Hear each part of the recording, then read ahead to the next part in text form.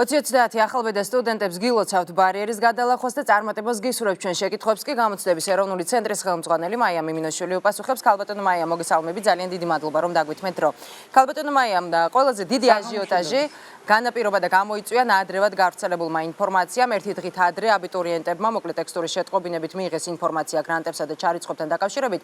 გაკეთდა ბუნებრივია განმარტებებიც, ნაიკმა ბოდიშიც მოიხადა და იმავე საღამოს ინფორმაციის გავრცელებას უწოდა ტექნიკური ხარვეზი, თუმცა თქვენ განაცხადეთ უკვე დღეს, რომ ეს იყო მხოლოდ გაუგებრობა. რა მოხდა რეალურად, რომ გითხრათ და შეიცვალა თუ არა აბიტურიენტებისთვის გადაგზავნილი მონაცემები? საღამო მშვიდობისა პირველ რიგში ძალიან დიდი მადლობა ამ ჩართვისთვის და რა თქმა უნდა გული და სულით ყველა სტუდენტს ულოცავ წარმატებას და კიდევ უფრო მეტ წარმატებებს უსურვებ უკვე უმაღლეს სასწავლებლებში სწავლის დროს.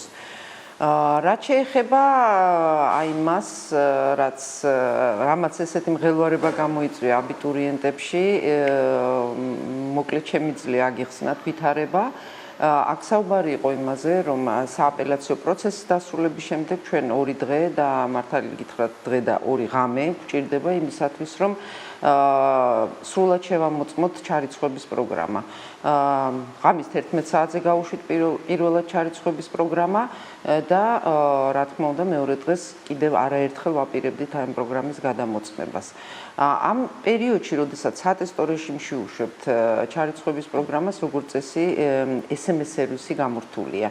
და რა თქმა უნდა, აქ მინდა ხაზი გაუსვერეთ გარემოებას, SMS სერვისი დამატებითი შეთავაზება აბიტურიენტებისთვის ნებაყოფლობითია, თუ მათ ხელმისაწვდომობა არ აქვთ იმ მომენტისთვის ინტერნეტთან და სურთ ტელეფონით გაიგონ ინფორმაცია და არა მარტო შარიცხვების შედეგი, მათ მოკლე ტექსტური შეტყობინებით შეუძლიათ გაიგონ საგანში მიღებული ქულები, აპელაციის შედეგები და ასე შემდეგ.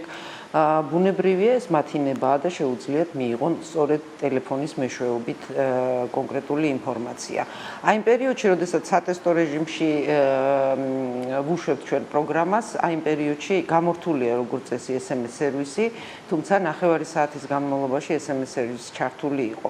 ეს არის ის ინფორმაცია, რომელიც რა თქმა უნდა დამალული არ არის და ეს იყო პირველადი შედეგი ჩარიცხვებისა და იმ პერიოდისთვის, როდესაც SMS სერვისი ჩართული იყო და აბიტურიენტმა აკრიფა შესაბამისი ნომერი და გამოაგზავნათ მოკლე ტექსტური შეტყობინება, მან საკუთარი შედეგი, ჩარიცხვების შედეგი გაიგო ჩვენი ბაზიდან. ანუ საუბარია იმაზე, რომ ჩვენ მეორე დღეს ვაპირებდით კიდევ არაერთხელ გადამოწმებას ამ პროგრამისას, თუმცა როგორც წესი, იქ მხოლოდ და მხოლოდ თეორიული შანსია, რაიმე ცვლილება ყოფილიყო წლების განმავლობაში ამის გამოცდილება გვაქვს და მადლობა ღმერთ წელსაც ესე მოხდა. ზუსტად დაემთხვა მონაცემები საბოლოო შედეგებისა იმ მონაცემებს, რომლის მიღება შეეძლოთ აბიტურიენტებს იმ პერიოდის განმავლობაში. მე პირადად ამას რა თქმა უნდა არა როგორც ხარვეს უყურებ, იმიტომ რომ ეს რა თქმა უნდა სისტემის ხარვეზი არ არის და საერთოდაც შეიძლებოდა ეს პროცესი, როდესაც ტესტირების რეჟიმში ვუშვებთ ჩვენ ჩარიცხვების პროგრამას, იყოს სრულიად ღია და გამჭვირვალე და ნებისმიერ მსურველს შეეძლოს ნახვა, როგორ მიმდინარეობს ეს პროცესი. უბრალოდ სერვისი გამორთულია მხოლოდ და მხოლოდ იმის გამო, რომ ზედმეტი მღელვარება არ გამოიწვიოთ აბიტურიენტებში და სწორედ ესე მოხდა და ამის გამო რა თქმა უნდა ძალიან უწუხარ და მხოლოდ ამის გამო მოვიხადეთ ბოდიში. კი ბატონო. ქალბატონო მაია, ასევე ცნობილია რომ სტუდენტი დღეისთვის უკვე ცნობილია რომ 27782 აბიტურიენტი გახდა. როგორ ფიქრობთ, არის ეს დამაკმაყოფილებელი შედეგი? რა კუთხით შევხედავთ, გააჩნია სხვათა შორის ეს შედეგი წინა წლების შედეგისგან არ განსხვავდება დიდად, შარშან მაგალითად 28000-ზე ოდნავ მეტი სტუდენტი გახდა აბიტურიენტი წელს 28000-მდე, ანუ შედეგი მეტნაკლებად ერთნაირია რაოდენობის თვალსაზრისით. მე პირადად ვფიქრობ, რომ არ არის ცუდი შედეგი, როგორც წესი, თუ წინა წლების შედეგებსაც თვალს გადავავლებთ, დიდი განსხვავება რაოდენობის მიხედვით არ არის. ქალბატონო მაია, რეპორტაჟშიც ნაწილობრივ უკვე იყო საუბარი და თქვენც მინდა გკითხოთ, რამდენმა აბიტურიენტმა მიიღო სახელმწიფო დაფინანსება და ასევე საინტერესოა წინა წელთან შედარებით როგორი შედეგია ამ თვალსაზრისით, დაფინანსების თვალსაზრისით. სახელმწიფო დაფინანსება სხვათა შორის საკმაო რაოდენობამ მიიღო საერთო ჯამში ნაწილობრივიც და სრული დაფინანსებაც და თუ კიდევ გავითვალისწინებთ იმას, რომ მთავრობის დადგენილებით ეგრეთ წოდებული უფასო მიმართულებები გვაქვს და უფასო ფაკულტეტები სახელმწიფო უმაღლეს სასწავლებლებში, სადაც თუ ჩაირიცხა სტუდენტი, მიუხედავად იმისა, მოიპოვა თუ არა გრანტი, სახელმწიფოს დაფინანსებით გააგრძელებს სწავლას სრულიად უფასოდ, მათი რაოდენობა 10,000 საჭარბებს საერთო ჯამში. მაგრამ კარგი ტენდენცია და პოზიტიური ტენდენცია გახლავთ ის, რომ წელს შაშანდელთან და წინა წლებთან შედარებით გაცილებით მეტი ყავს ის აბიტურიენტი, რომელიც ჩაირიცხა სწორედ აი ამ ეგრეთ წოდებულ უფასო მიმართულებებზე 4,000-მდეა ასეთი აბიტურიენტების რაოდენობა უკვე სტუდენტების უკაცრავად და ამას თუ მიუმატებთ იმ სტუდენტებს, რომელთაც საკუთარი შედეგებით მოიპოვეს 100%-იანი დაფინანსება, 5,000 საჭარბებს უკვე მათი რაოდენობა და აქედან გამომდინარე 5,000-ზე მეტი სტუდენტი სახელმწიფო დაფინანსებით სრულად დაფინანსებით გააგრძელებს სწავლას. Ну, რაც შეეხება 70%-იან და 50%-იან დაფინანსებას, თუ ამასაც მიუმატებთ, როგორც მოგახსენეთ, 10,000-ზე მეტი სტუდენტი მიიღებს დახმარებას, ასე ვთქვათ, ფინანსურ მხარდაჭერას სახელმწიფოსგან. ქალბატონო მაია, ნაიკის ვებგვერდზე შედეგების გამოქვეყნების შემდეგ ბუნებრივია გაჩნდა უკმაყოფილო აბიტურიენტების კომენტარებიც, მათი ნაწილი უკმაყოფილებას გამოთქვამდა, რომ ვერ მოხვდა სასურველ უმაღლეს სასწავლებელში, ასევე 500 აბიტურიენტმა გადალახა ზღვარი, თუმცა ვერ მოხვდა უმაღლეს სასწავლებელში. ცენტრის რა პასუხი გაქვთ მათთვის, ანუ რა გახდა ამის მიზეზი? სხვათა შორის გადავხედე მონაცემებს, რეგისტრაციის მონაცემებს ამ აბიტურიენტებისას და მათ უმრავლესობას რამდენიმე უმაღლეს სასწავლებელი და ფაკულტეტი აქვს მითითებული და არა აქვს ძალიან დიდი რაოდენობით, ასე ვთქვათ, 20 და 40 ფაკულტეტი მითითებული.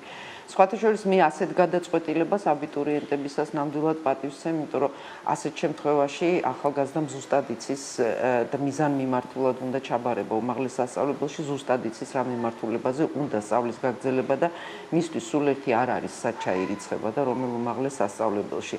აქედან გამომდინარე მათ უმრავლესობას ის ფაკულტეტები და უმაღლეს სასწავლებლები აქვს მითითებული, სადაც კონკურსი საკმაოდ დიდი იყო, მაღალი იყო და აქედან გამომდინარე მათი საკონკურსო ქულა საკმარისი არ იყო აი ამ ფაკულტეტზე ჩასარიცხად. ასე რომ მე პირადად ნამდვილად ვურჩევდი, ცოტა მეტი ძალისხმევა გამოიჩინონ და კიდევ უფრო უკეთესად მომზადებულები უკვე მოვიდნენ გაისად. ასევე ქალბატონო მაია, ჩაჭრილი აბიტურიენტების ნაწილისგან მოგვისმენია, რომ მინიმალური ზღვარი არის საკმაოდ მაღალი. ცენტრისო, როგორია თქვენი შეფასება? ანუ ეს ზღვარი, როგორია ეს ზღვარი და ზოგადად საჭიროებს თუ არა ცვლილებებს? ზღვარი დაბალია. ამიტომაც ქვია კომპეტენციის მინიმალური ზღვარი. ეს არის ის ზღვარი, რაზეც დარწმუნებით შეგვიძლია ვთქვათ, რომ თუ აბიტურიენტმა ამ ზღვარზე დაბალი შედეგი აჩვენა, ის ვერ იქნება წარმატებული უმაღლეს სასწავლებელში და ვერ გაართმევს თავს აკადემიურ ცხოვრებას, რასაც თავაზობს მას უმაღლეს სასწავლებელი. როგორი უნდა იყოს ზღვარი? მე პირადად ვფიქრობ, რომ უფრო მაღალი უნდა იყოს ზღვარი, ვიდრე არის, თუმცა მე არ ამგონია ცენტრალიზებულად უნდა გაკეთდეს და ყველასათვის საერთო იყოს ბარიერი. ამიტომაც მოგეხსენებათ უმაღლეს სასწავლებლებს ჩვენგან აქვთ შეთავაზება, მათ შეუძლიათ საკუთარი ზღვარი დააწესონ უფრო მაღალი, თუ ისინი მიიჩნევენ, რომ მათ უმაღლეს სასწავლებელში არ უნდა ჩაირიცხოს ისეთი აბიტურიენტი, რომელიც მხოლოდ და მხოლოდ გადალახავს კომპეტენციის მინიმალურ ზღვარს. აი ამ შეთავაზებით წლებია სარგებლობს ჯავახიშვილის სახელმწიფო უნივერსიტეტი და ყველა მიმართულებაზე ზღვარი გაცილებით მაღალი აქვს, ვიდრე ჩვენი ზღვარია. ამ შეთავაზებით სარგებლობს სამედიცინო უნივერსიტეტი და რამდენიმე უმაღლესი სასწავლებელი. მე პირადად მგონია, რომ თავად უმაღლესმა სასწავლებელმა უნდა მიიღოს გადაწყვეტილება მისი მომავალი სტუდენტის მომზადების დონესთან დაკავშირებით. ქალბატონო მაია, ბოლოს შეკითხვა დაგემშვიდობებით. კიდევ ერთი საკითხი არის წელს ეროვნული გამოცდები უკვე ნაწილობრივ ელექტრონული ფორმატით ჩატარდა, ამაზე ძალიან ბევრი ვისაუბრეთ რამდენიმე თვის წინ გადაცემაშიც. საინტერესოა, დღეს რა პასუხი გაქვთ? გაამართლა თუ არა ამ სისტემამ და მომავალ წელს იქნება თუ არა სრულად, ანუ მთლიანად უკვე ელექტრონული გამოცდები?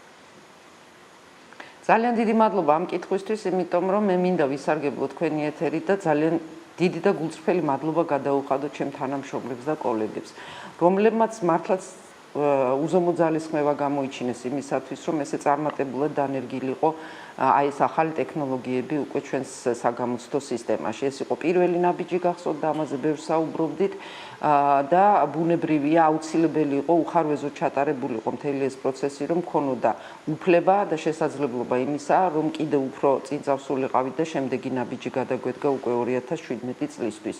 ამიტომაც გულწრფელი მადლობა ჩემს კოლეგებს აი ესეთი თავდადებული შრომისთვის.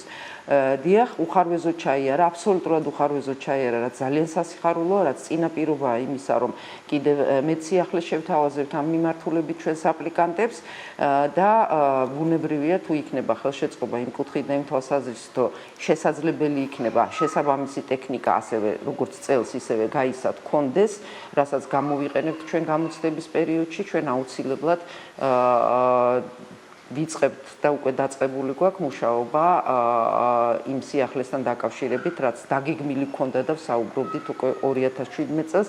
აი ეს ახალი სიახლე დრამატულად შეცვლის იმ პერიოდს, გასწორების პერიოდს უბრალოდ და ეს არის ყველაზე მძიმე პერიოდი ალბათ დამეთანხმებით, როდესაც შედეგებს ელოდებიან ჩვენი აპლიკანტები, არა მხოლოდ აბიტურიენტები და მაგალითად ზოგადი უნარების გამოცდების შედეგების გაგება მათ გამოცდების დასრულებისთანავე შეეძლებათ. ასევე ყველას დანარჩენ საგანში გასწორების პერიოდი დრამატულად შემცირდება, როგორც მოგახსენეთ. გასაგებია, ძალიან დიდი მადლობა 2030-ის შეკითხვებს გამოცდების ეროვნული ცენტრის ხელმძღვანელი მაია მიმინოშვილი პასუხობდა.